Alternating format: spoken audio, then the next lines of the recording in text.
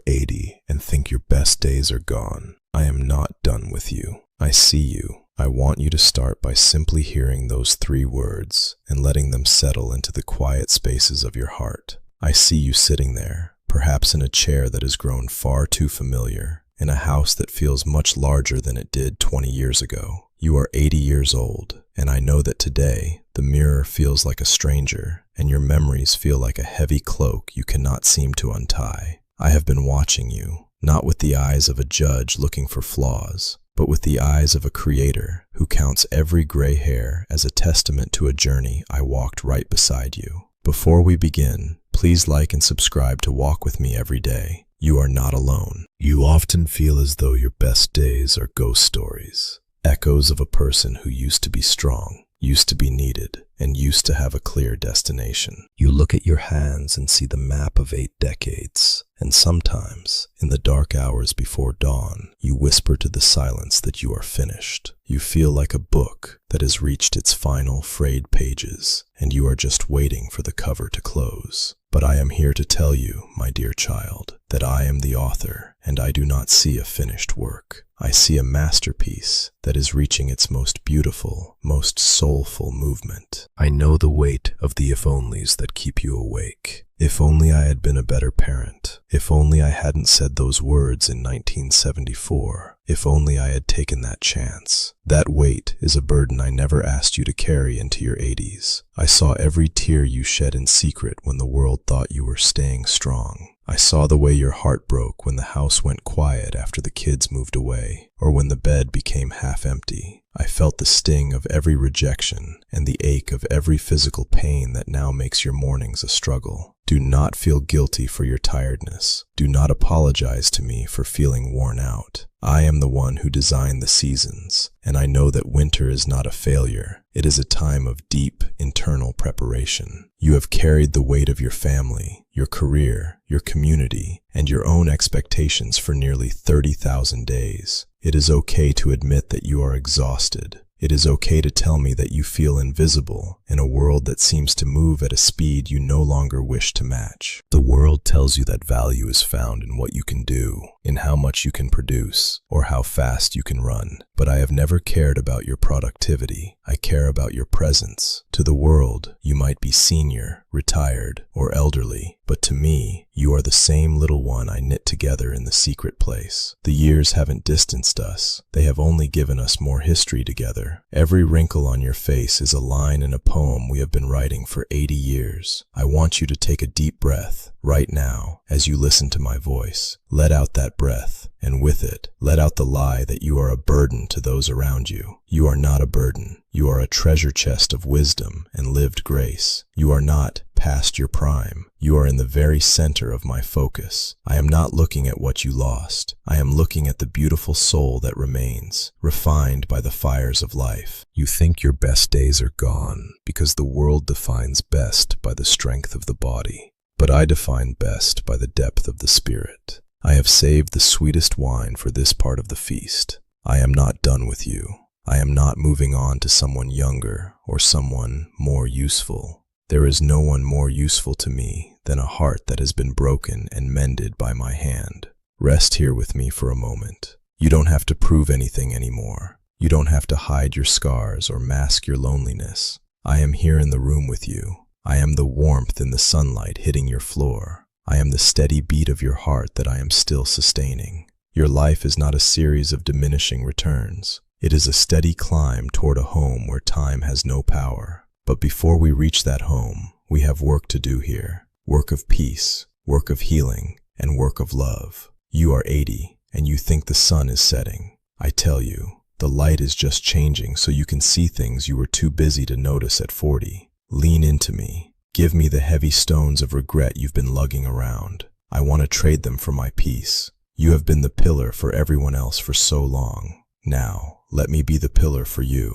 I want to talk to you about the walls. I have watched you build them, brick by brick, year by year, not because you wanted to be alone, but because you were trying to survive. When you were 30, The world told you that your worth was in your hands, in the house you built, the career you climbed, and the family you tended. You ran so fast back then, didn't you? You moved with a blur of purpose, thinking that if you just worked a little harder, if you just secured one more thing, you would finally find that clearing in the woods where the sun stays still and the soul finds rest. But the world is a thief, my child. It stole your now by promising you a later that was always shifting just past the horizon. By the time you were 50, the weight began to change. It wasn't just the weight of effort anymore. It was the weight of expectations. You became the person everyone leaned on. You were the bridge over every troubled water for your children, your spouse, and your aging parents. You felt that if you stumbled, everyone would fall. So you tucked your own fears into a small, dark drawer in your heart. You stopped asking for help because you were the helper. You forgot how to be a child, my child, because you were too busy being an adult for everyone else. You started to believe the lie that your value was tied to your usefulness. And as your body began to whisper its first complaints, a seed of fear was planted. What happens when I can no longer be the bridge? Now, at 80, that seed has grown into a forest of shadows. You look back at the decades and see a map of distractions. You see the years where the noise of the world, the bills, the news, the social pressures, the pursuit of a good life, drowned out the gentle whisper I was breathing into your ear every single morning. You feel a strange sort of guilt, don't you? You feel that you wasted time on things that didn't matter, or that you missed the moments that did. The world told you that you had to be someone, and in that pursuit, you lost touch with the who I created you to be. You built a life, but sometimes you wonder if you actually lived it. I see how the modern world treats you now. It is a world built for the fast, the loud, and the digital. It moves at a pace that feels like an insult to the wisdom you've gathered. You feel like a traveler in a land where you no longer speak the language. The isolation isn't just because people are busy. It's because the world has forgotten how to sit still. It has forgotten that the most profound things in life happen in the pauses, in the slow breaths,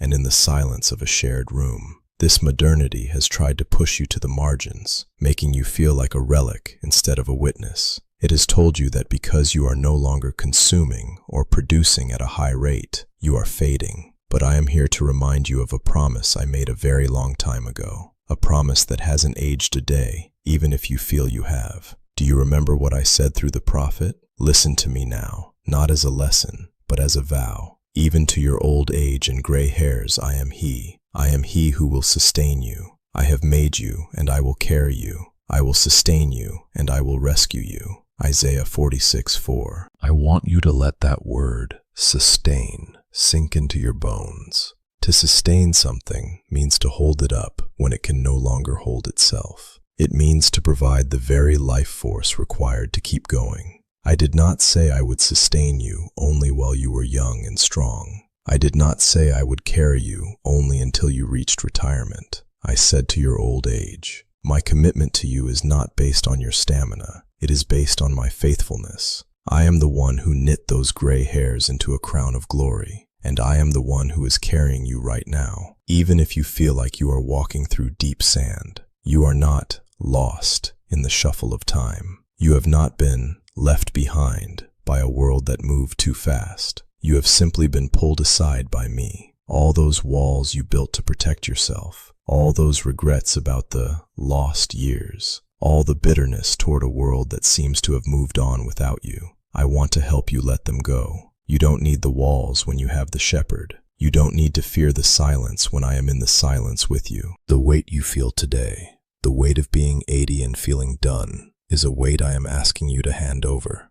You were never meant to carry the burden of your own existence. You were meant to be held. The world may see a person who is slowing down, but I see a soul that is finally quiet enough to hear me clearly. Your best days are not behind you, because your best days have always been the ones spent in my presence, and I am closer to you now than I have ever been. The anatomy of your pain is simply the anatomy of a heart that is longing for home. Don't mistake that longing for a sign that you are useless. It is a sign that you are being prepared for something much greater. But first, let us deal with the weight of the past, so you can walk freely in the present I have given you. I want you to look at me now. not with the eyes of your memory, but with the eyes of your spirit. You are 80 years old, and you have spent a lifetime watching the world's clocks. You have watched seasons fade, children grow, and the sun rise and set nearly 30,000 times. You have lived by the law of the harvest, that once a season passes, it is gone forever. But I am not bound by the ticking of a clock or the turning of a calendar. I am the creator of time, and I am here to tell you that in my kingdom, the math of grace works differently than the math of the world. You feel that because you have reached this age, your window for significance has closed. You think that because your body is slower and your circles are smaller, you have missed your chance to truly serve me or to find the peace you've sought for 8 decades. You look at the leftovers of your life and feel they aren't enough to offer. But do you not remember what I did with a few small fish and 5 loaves of bread? I took what little was offered and fed thousands. I am the God of the overflow. I don't need 50 more years of your labor to do a miracle in your heart. I only need your yes right now. Grace is not a reward for a life well lived. It is a gift for a life lived at all. It doesn't matter if you came to me in the morning of your youth, or if you are turning to me now in the twilight of your 80th year. To me, the 11th hour is just as holy as the first. My love for you is not a dwindling resource that ran out somewhere in your 60s. It is a well that grows deeper the more you draw from it. The world tells you that at 80, you are finished. I tell you that it is finished. The debt of your regret, the price of your shame, and the wall of your isolation were all paid for long ago. You do not have to earn a seat at my table. You have been invited since before the foundation of the world. Think of the thief who hung beside me on the cross. He had no time left. He had no good works to offer, no legacy of service, no years of faithful prayer. He had only a few ragged breaths and a heart that turned toward me in his final hour. And what did I tell him? Today you will be with me in paradise. If a few minutes of faith were enough for him to enter eternity with me, do you truly believe that the years you have left are not enough? Your remaining days are not a countdown to an end. They are an opportunity for a beginning that never stops. I want to heal the death by 1,000 cuts that your heart has suffered. I want to wash away the salt of the tears you cried for the children who don't call, for the friends who have passed on, and for the dreams you buried because they felt too heavy to carry. When I look at you, I don't see a senior citizen who has seen their best days. I see a soul that is finally, beautifully ripe. Like a fruit that is sweetest just before it falls, your life now has a capacity for depth and intimacy that your younger self was too distracted to understand. This is the turn of grace, the realization that you don't have to do anything to be loved by me. You just have to be. I am not looking for your strength. I am looking for your surrender. When you are weak, then I am strong. When you say, Lord, I have nothing left, I say, finally, now I can give you everything. I want to fill the empty rooms of your heart with a peace that doesn't make sense to the world, a peace that sits with you in the quiet, a peace that smiles at the mirror, and a peace that looks at the future not with dread, but with a quiet, certain hope. The world says the best is behind you. I say the best is yet to come, and it starts today. Not when you are better, not when you are younger, but now, in this chair, at this age, in this moment. My grace is sufficient for you. It covers the 1960s, the 1990s, and it covers this very second. You are not fading away. You are being refined into a light that will shine for all eternity. The sun isn't going down on your life, my child. It is just moving toward a dawn that will never end. Rest in this truth. Let the warmth of my presence melt the ice of your loneliness. You are home with me, even while your feet are still on this earth. We are going to spend these coming days together, and I am going to show you that I have kept the most beautiful revelations of my heart just for this season of your life. Now, my dear child, we must talk about today, not the decades behind you, and not the distant horizon of eternity, but the very next hour. You are 80, and you might feel that your purpose has expired because you are no longer the one leading the charge, building the house, or raising the family. But I tell you, your purpose has simply shifted from the hands to the heart. You are in a season of holy stillness, and there is a specific path I have laid out for your feet to walk. a path that is paved with my peace and lit by my presence. The world would have you spend your days in the waiting room of life, just passing time until the end. But I am inviting you into the throne room. Your first step on this path is a simple physical act of surrender. Every morning, when you first open your eyes and feel the stiffness in your joints or the weight of the silence, I want you to say, "My name." Just whisper, "Jesus, I am here, and I know you are here with me." In that moment, you are resetting the clock of your soul. You are acknowledging that this day, this single precious day, is a gift I have hand-delivered to you. It is not a day to be endured, but a day to be inhabited with me. Your second step is the practice of the gentle release. Throughout your day, when a memory of a past mistake surfaces, when you think of that person you didn't forgive, or that opportunity you let slip away, I want you to imagine yourself placing that memory into my open palms. Do not argue with the memory. Do not try to fix it. Just say, "Lord, I give you my past. You have already redeemed it." This is how you reclaim your energy from the ghosts of yesterday. You have spent enough years being your own prosecutor. It is time to let me be your advocate. My blood has already spoken over every if only in your life. Believe me when I say it is finished.